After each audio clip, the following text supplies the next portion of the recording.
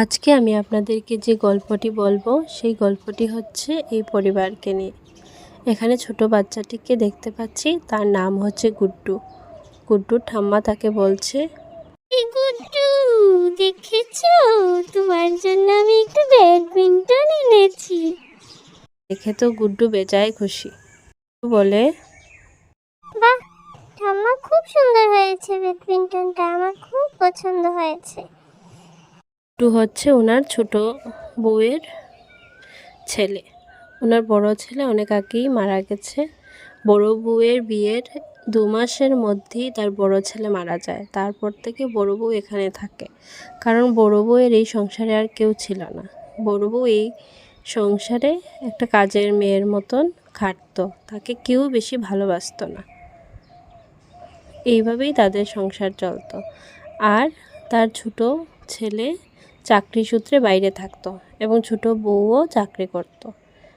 সে এইখানে চাকরি করত, তা বলে সে তার স্বামীর সাথে কোথাও যায় না, এখানে থেকেই চাকরি করে।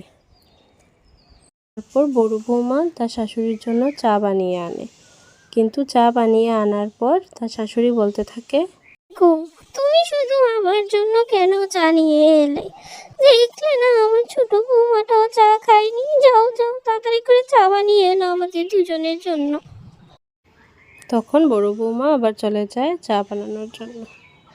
তারপর রাতের বেলা তাদের শাশুড়ি ছোট বউকে তার রুমে ডেকে বলতে থাকে, এই বড় বৌমার আর অত্যাচারগুলো সহ্য করা যাচ্ছে না। একে তো বিয়ের পরে আমার ছেলেটাকে খেয়েছে, না নাতি নাতিন কিছু দেখতে পারলাম, আর এখন আমার মুখের উপর কিভাবে কথা বলে তুমি দেখতেই তো পাচ্ছ। আমার আর ভালো লাগছে না, বাপের বাড়ি পাঠাবো, বাপের বাড়িটাও তো নেই। কি যে করি, আমার আর সহ্য হচ্ছে না, মনে হচ্ছে মেরে ফেলে এটাকে। তুমি একটা ব্যবস্থা করো ছোট বৌমা, আমার ভালো লাগছে না, নাহলে আমি কোনদিন কি করে ফেলবো। তুমি আমাকে একটা ব্যবস্থা করে দাও, এই বড় বৌমাটাকে আমি শেষ করে দিতে চাই। আমাকে তুমি একটু সাহায্য করো, তাহলে আমি তোমাকে আমার সম্পত্তির ভাগটাও দিয়ে দেব।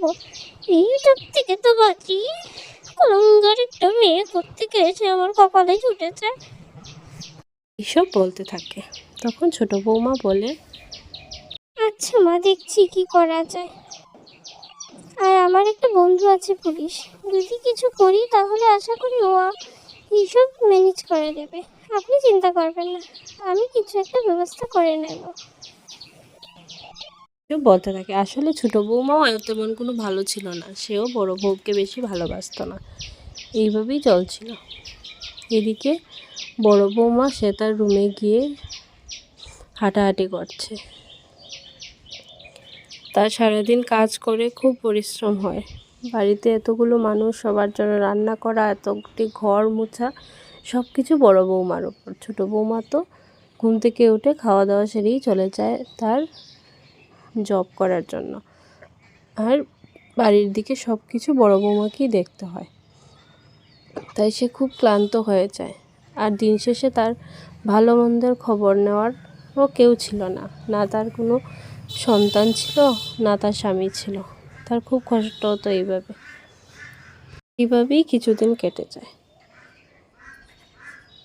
বড় বৌমার মতন কাজ করতো, আর বাকিরা বাকিদের মতন থাকতো। এইভাবেই চলছিল। তারপর একদিন ছোট বৌমা তার শাশুড়ি মায়ের ঘরে এসে বলতে থাকে, মা, আপনি কি করছেন? চা খাচ্ছেন? আমি আপনাকে একটা কথা বলতে এসেছিলাম। আসলে আপনি সেদিন আমাকে বলেছিলেন না যে বর্দিকে কি কিছু করতে চান। আসলে আমি একটা ওষুধ পেয়েছি, এই ওষুধটা খেলে বর্দি কিছুক্ষণের জন্য অজ্ঞান হয়ে যাবে। আমরা যদি তখন বর্দিকে ধরে ছাদ থেকে ফেলে দিই, তাহলে সবাই ভাববে হয়তো উনি ডিপ্রেশনে গিয়ে সুইসাইড করে নিয়েছেন। তো কেমন লাগলো বুদ্ধিটা? তাহলে সেটা অ্যাপ্লাই করা যাক। আর যদি সবাই ভাবে যে দিদি সুইসাইড করেছে, তাহলে আমার বন্ধু সে এসে সব বিষয়টাকে সামলে নিতে পারবে, এতে আমাদের কোনো প্রবলেম হবে না। দেখুন, এবার আপনি কি ভালো মনে করেন? আপনার এই রুজের এই কথা শুনতে শুনতে আমার আর ভালো লাগছে না। এখন আমি একটা ব্যবস্থা করেছি, যদি আপনার করতে পারুন তাহলে করেন, আমি আপনাকে সাহায্য করতে পারবো, আর কিছু আমি করতে পারবো না।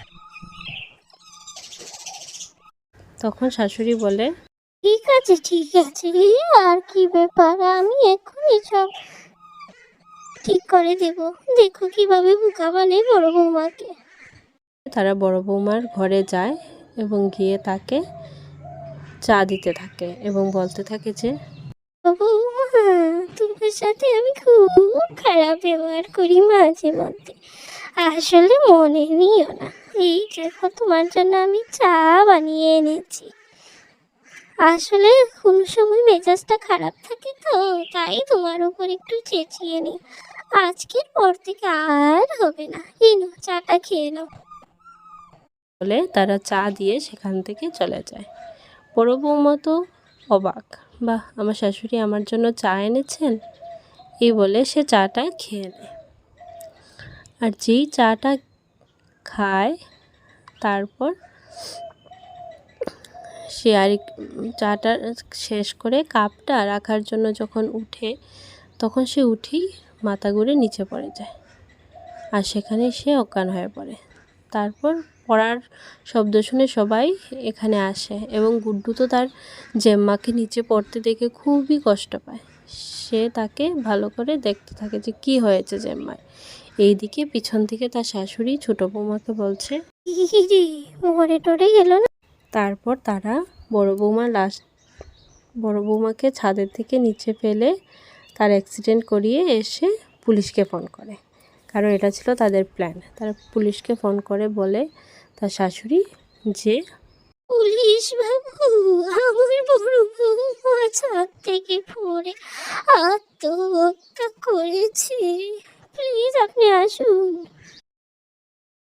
তারপর পুলিশ এসে বলতে থাকে, দেখুন ঠাকুমা, বেশি অ্যাক্টিং করতে হবে না, আমার সব জানা আছে, কল্যাণী আমাকে সব বলে দিয়েছে। তাই আগে আপনি আমাকে 1 লাখ টাকা দিন, তারপর আমি কেসটা ডিসমিস করে দেব। কেসটাকে আত্মহত্যা সাজিয়ে এটাকে আর আপনাদের কোনো চিন্তা করতে হবে না। খেয়ে ফেলবে, খেয়ে নিল আমাকে, বাঁচাও বাঁচাও, কে আছো কোথায়, বাঁচাও আমাকে, বাঁচাও বাঁচাও। তারপর সে ঘুম থেকে উঠে দৌড়ে দৌড়ে তার শাশুড়ি মাকে এসে সব কিছু বলতে থাকে। খারাপ স্বপ্ন দেখেছি, আমি আর ওই ঘরে একা ঘুমাবো না, গুড্ডুটাও তার বাবার কাছে চলে গেল, এখন আমি একা একা কিভাবে ঘুমাবো, আমি আজকে থেকে আপনার সাথেই ঘুমাবো, আমি ওই ঘরে একা একা ঘুমাবো না, আমার খুব ভয় লাগছে। আমি যে স্বপ্ন দেখেছি একটু ডাইনি এসে আমাকে গিলে খাচ্ছে, এই বাবা আমাদেরকে ছাড়বে না, এই বাবা আমাদেরকেও গিলে খাবে। তারপর সে তার শাশুড়ি মায়ের সাথে এক বিছানায় ঘুমিয়ে পড়ে। তারপর দিন সকালবেলা, ওই দিন রাত্রে আর কোনো সমস্যা হয়নি, সে আর কোনো স্বপ্নও দেখেনি। সে তার শাশুড়ি মায়ের সাথে নিশ্চিন্তে ঘুমিয়ে পড়ে। তারপর দিন সকালবেলা সে বলতে থাকে যে, আমি গুড্ডু আর গুড্ডুর বাবাকে বলেছি আজকে আসতে, আমি ওদের সাথে তাদের ওখানেই যাব কয়েকদিনের জন্য, আপনি যাবেন কি না দেখুন, গেলে আপনার ব্যাগপত্র গুছিয়ে নিন, আমি আমার কাপড় গুছিয়ে রেখেছি, এবার আমি আসছি, অফিসে দেরি হয়ে যাচ্ছে, যদি আপনি আমাদের সাথে যাওয়ার হন তাহলে ব্যাগ গুছিয়ে নিন। বলে কল্যাণী অফিসের জন্য চলে যাচ্ছিল আর কল্যাণী শাশুড়ি সেখানে বসেছিলেন। কল্যাণীর শাশুড়ি তেমন কোনো ভয় ডর ছিল না, এত বড় পাপ করেও তার মধ্যে কোনো ভয় ডর কাজ করছিল না। এদিকে কল্যাণী ভয় পেতে পেতে শেষ হয়ে যাচ্ছিল। তারপর সে চলে যায় অফিসে। আর কল্যাণীর শাশুড়ি তার ছেলেকে ফোন করে বলে যে, কখন আসছিস তুই, আমি কি তোদের সঙ্গে যাব, তাহলে আমি আমার কাজটা সেরে আমি আমার ব্যাগটা গুছিয়ে নিই, তাহলে তোদের সঙ্গে আমিও চলে যাব।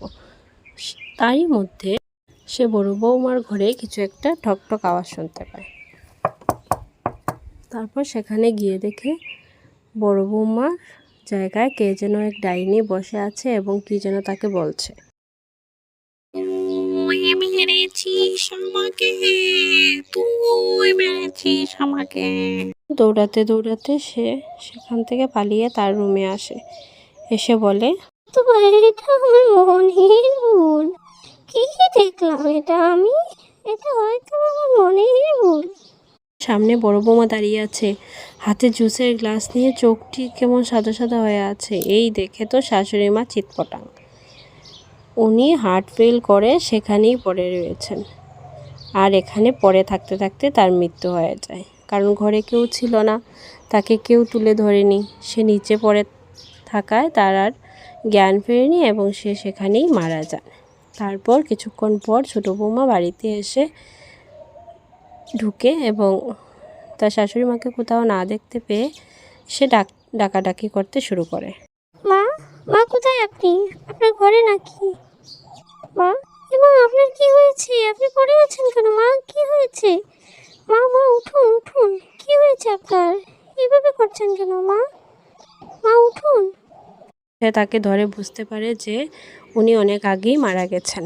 তারপর সে যায়, গিয়ে সে তার স্বামীকে ফোন করে,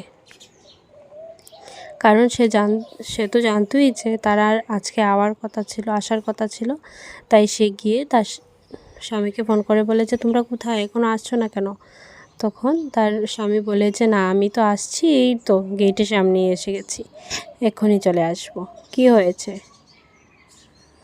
তখন সে বলে তেমন কিছু না, কিন্তু মা তুমি আসো, এসে দেখো মার যেন কি হয়ে গেছে। উনি নড়াচড়াও করছেন না, আর আমি ওনাকে তুলতেও পারছি না, কেমন যেন শরীরটা শক্ত মতন হয়ে গেছে। তুমি তাড়াতাড়ি এসো। তারপর সে ফোন রাখতে রাখতে ওর ছেলে গুড্ডু এবং গুড্ডুর বাবা চলে আসে। এসে বলতে থাকে যে মা কোথায়? কি হয়েছে মার? মাকে অজ্ঞান হয়ে গেছে? কি হলো? কোথায়? কোন দিকে? চলো তো মায়ের ঘরে যাই। সে তার মায়ের রুমে যায়, গিয়ে দেখে তার মা এখানে পড়ে আছে। তখন সে কাঁদতে থাকে। মা, এটা কি হয়ে গেল? মা, তুমি কিভাবে এখানে পড়ে রইলে? কিভাবে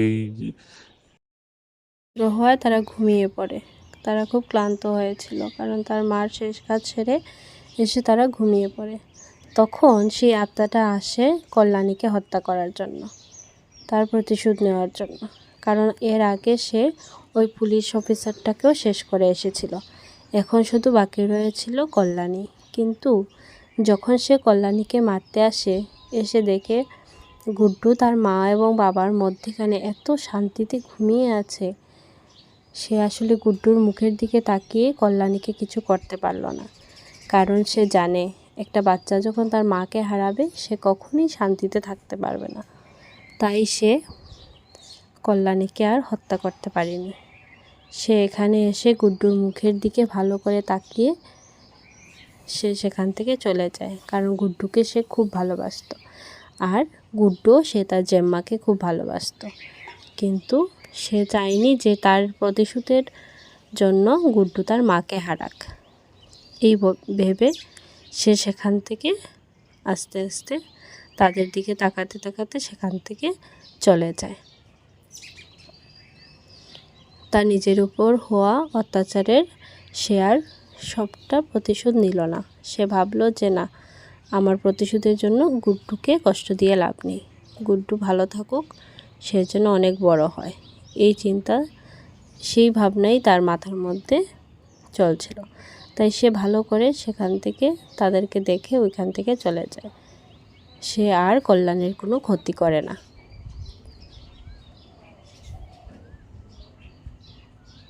তারা শান্তিতে ঘুমিয়ে থাকে। তারা এই বাড়ি ছেড়ে তারা শহরে চলে যায়, যেখানে গুড্ডুর বাবা থাকতো। সেখানে এসে তারা সুখে শান্তিতে থাকতে শুরু করে। কিন্তু কল্যাণীর ভিতরে তার সেই অনুতাপ কাজ করছিল। সে খুব বড় অন্যায় করেছে, সেটা সে বুঝতে পেরেছিল। সে জানতো যে এই অন্যায়ের জন্য শাস্তি তাকে ভগবান দেবে। কিন্তু সে এখন চাকরি বাকরি ছেড়ে ঘরেই থাকে, তার স্বামী এবং সন্তানের যত্ন করে এবং সে তার করা অন্যায়ের জন্য সব মন্দিরে গিয়ে সে তার পাপের জন্য ক্ষমা চায়।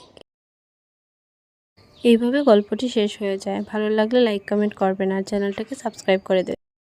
চ্যানেলটাকে সাবস্ক্রাইব করে পাশে থাকবেন। ধন্যবাদ সবাইকে।